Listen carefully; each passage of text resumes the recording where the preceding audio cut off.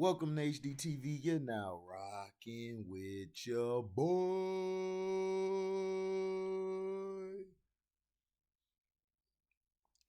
Time has reportedly not healed the fissure in the relationship between the Brooklyn Nets and Kyrie Irving. Sham Sharani of the Athletic and Stadium reported Irving and the Nets are at an impasse regarding the All-Star guard's future with the franchise. Irving reportedly plans to explore leaving Brooklyn in free agency, and the New York Knicks and Los Angeles Lakers and Clippers are expected to emerge as potential suitors. Irving seemingly responded to the report on Twitter. The 2021-22 season saw Irving do major damage to his public reputation and massively impact the Nets with his decision to not undergo the C-19 vax. The decision limited Irving to 29 regular season games as he couldn't play home games for most of the season under New York City's vax mandate. His continued absence played a factor in James Harden requesting a trade to the Philadelphia 76ers at the deadline. Irving, Harden, and Kevin Durant played in only 16 games together, thanks in large part to Irving's unavailability.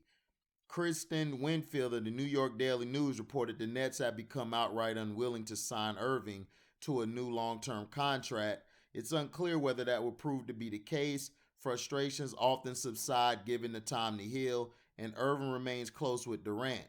When asked about his future after the Nets were eliminated in the first round of the playoffs, Irving indicated that he had no plans to leave Brooklyn. I don't really plan on going anywhere. When I say I'm here with Kev, I think that excuse me, I think that really entails us managing this franchise together alongside Joe and Sean. Irving said, referring to Nets governor Joe Tsai and general manager Sean Marks. The likeliest scenario remains Irving staying in Brooklyn, overwhelmingly so. Even if the franchise has reached a boiling point with Irving, Durant's happiness is paramount. It's also highly unlikely the Nets will be able to find anyone of Irving's caliber in a sign and trade scenario. Of the three teams mentioned, only the Knicks have a viable path to signing Irving in free agency, and that would require jettisoning several veteran contracts. The Lakers and Clippers would need Irving to opt into his contract for the 2022-23 season and then work out a trade with the Nets. A sign and trade would be borderline impossible for both franchises to complete because it would hard cap them for next season, and both teams are expected to be in luxury taxpayers. So, so basically, Kyrie Irving may go into free agency. Who do I think would want him? I don't know, man, because Kyrie's public persona's been everybody is so into public opinion that they're going to use that to gauge how they want to bring Kyrie Irving in. Now, do I see Kyrie Irving playing with the Lakers? No, and I don't see him playing with the Clippers.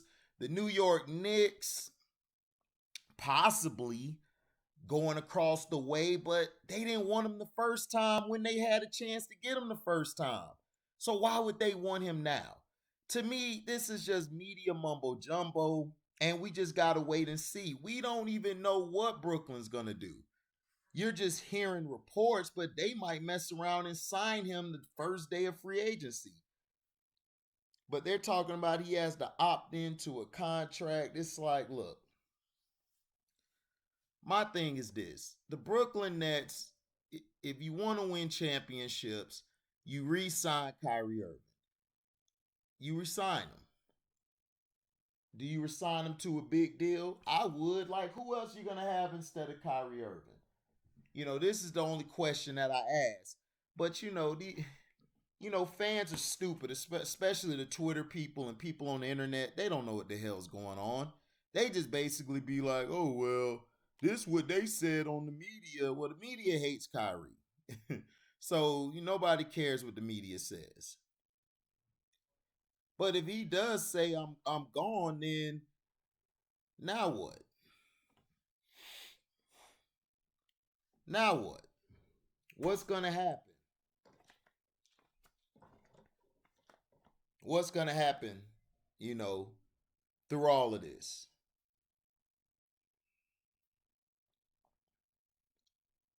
So, it is what it is. People will have their opinion about things, but who knows? But the thing is, the one story I saw was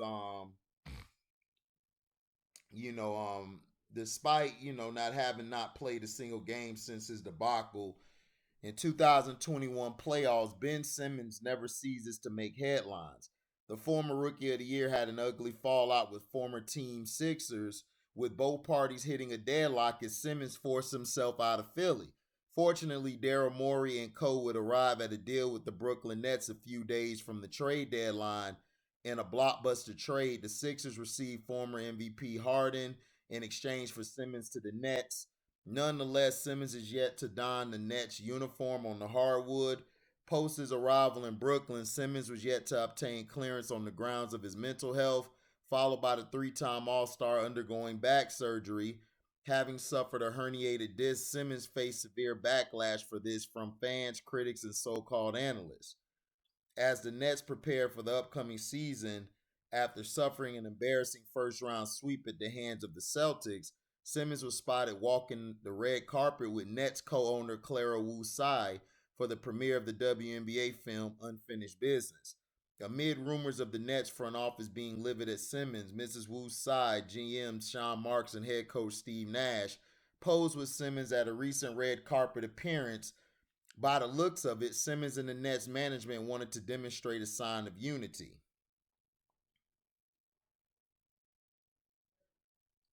Let's see. The upcoming 2022-23 season will serve as the litmus test for Steve Nash and his men as pressure continues not only to mount on Kevin Durant and Kyrie Irving, but on Simmons too. No matter how many controversies or injuries, KD and co need to get the job done. The addition of Simmons works perfectly for the Nets, who were short on the defensive end of schemes. So I wanted to bring this story out later because I wanted to see how the Kyrie thing mustered up. In my opinion, what they're gonna do is they're gonna they're going to in my opinion they're gonna try to move Kyrie Irving or let Kyrie Irving walk. And they're gonna try to build around Ben Simmons and Kevin Durant. There's interest in Mo Bamba for the Magic once they are able to make an offer, which he's a restricted free agent. I don't believe the Magic will match it from what I'm hearing. And all this is allegedly, by the way. But what I'm thinking they're doing is they're trying to butter up Ben Simmons. They're going to go into the season with Ben Simmons and Kevin Durant. They don't want Kyrie there. And they're going to add probably some more pieces for defense as well as point guard play with Ben Simmons. He'll be the point, and they're basically going to rely on Kevin Durant to get them over the top. They don't really want to work with Kyrie Irving after what happened this year. So, look, the NBA and everybody's been ready to kick Kyrie out the league for a long time. Like I said, this is how it works. And people love to be like, oh, well, we told you about Kyrie. Wasn't Kyrie's fault that a pandemic hit and it was against his religion. But yet, if it was a white person, this would have never been a big deal. Where a la Aaron Rodgers, who lied about the whole thing, but nobody remembers that. He gets a pass, though. You know, but yet, nobody wants to talk about Crybaby Rodgers. But Kyrie Irving, who was forthright and forthcoming with his information and told the truth, he's the bad guy. So that's my prediction. The Nets are gonna move on from Kyrie Irving, and they're going to build around Ben Simmons and Kevin Durant. Now, do I see Kevin Durant wanting a trade somewhere else? No, I don't see it. I believe if he does, it's gonna be done quietly. Nobody's gonna know. But Kevin Durant's not gonna go nowhere. He's not gonna have the power he has like he has in Brooklyn. Like, where would he go? Like, would he go to Miami? He wants to win championships right now. And to me, the thing that they're going to do is they're going to build the team organically as well as put some pieces around them. Ben Simmons, they're trying to, butter up because they can't move Ben Simmons. Ben Simmons' contract is too much. And after this season's debacle with Ben Simmons, nobody's going to take a chance on him. So the Nets are stuck. So, like I said, Kevin Durant made this decision. It's his bed. He got to sleep in it. Do I still think he's a great player? Kevin Durant's one of the greatest players to ever play the game. I mean, I don't care what Sledge or Chance or any of these guys say. I'm still taking Kevin Durant over Steph Curry. Like if it was a 5-on-5, I had to choose. Kevin Durant's 7 feet and could do more on the offensive end than Curry. Curry is better. That's what I said in my last video about Kevin Durant or Steph Curry. Steph Curry's playing style will win you more championships because he's very unselfish and he plays a role. That's why I call him a role player, because he can be either the superstar or he can defer or he can be the third or fourth fiddle. He don't have to be the main guy. Kevin Durant, I don't have to worry about that because he's going to come ball. Now, does he come up short in some big games? Sure he does. But Steph Curry has as well. When Steph Curry doesn't front run a lot, he does come up short, you know. But that's just how I look at everything. And Draymond Green, you just need to shut the hell up because, dog, you ain't shit. You ain't nothing but a talker. If you didn't have Steph and Clay, you wouldn't have been shit. Because when both of them were hurt and out, you ain't do nothing. You talked about you was hurt for the year. No, your pride was hurt, you ugly mother sucker, you stank breath bastard. Running around here like he the superstar. Everybody like, look at Draymond trolling. It's so funny. No, it ain't. F that dude. The biggest loudmouth and sorry sack of shit I ever seen. Oh, but he facilitates. Yeah, he facilitates. He need to do something because he ain't getting you no rebounds. He ain't making no shots. That's why I said Wiggins had to score 20-something for them to win because Draymond ain't doing shit. And Clay, Clay's still getting back into his rhythm. He's been out for a year, and it was just surprising Clay gave what he gave. I commend that brother. But Kevin Durant made this bed, he got to sleep in it. Now, do I think they could build a team without Kyrie? In my opinion, they do need Kyrie, but look, if you can get some more, they need some more depth on their bench. If they can get some depth on their bench, they need to look at what Golden State did. Have a strong bench. If you have a strong bench, you will win a lot of games. That's why Boston was struggling. They didn't have a deep bench compared to the Warriors. The Miami Heat should have won, but they didn't utilize their bench because of the bad coaching of Eric Spoelstra, which I told people Eric Spoelstra's overrated. He's okay, but come on. Let's be honest. You know. But let me know what you guys think in the comment section. Thank y'all for listening. Make sure you like, comment, subscribe, share this. Hit the notification bell to select all to receive upcoming notifications. And if you love what you hear, you can go to the Cash App. You can hit that link and you could donate whatever your heart's desire. It's in the description box. And also it'll be in the comment section. You can hit that link.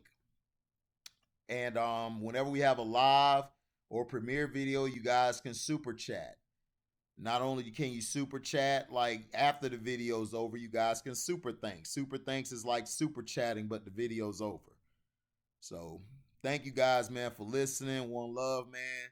We are out. Deezy.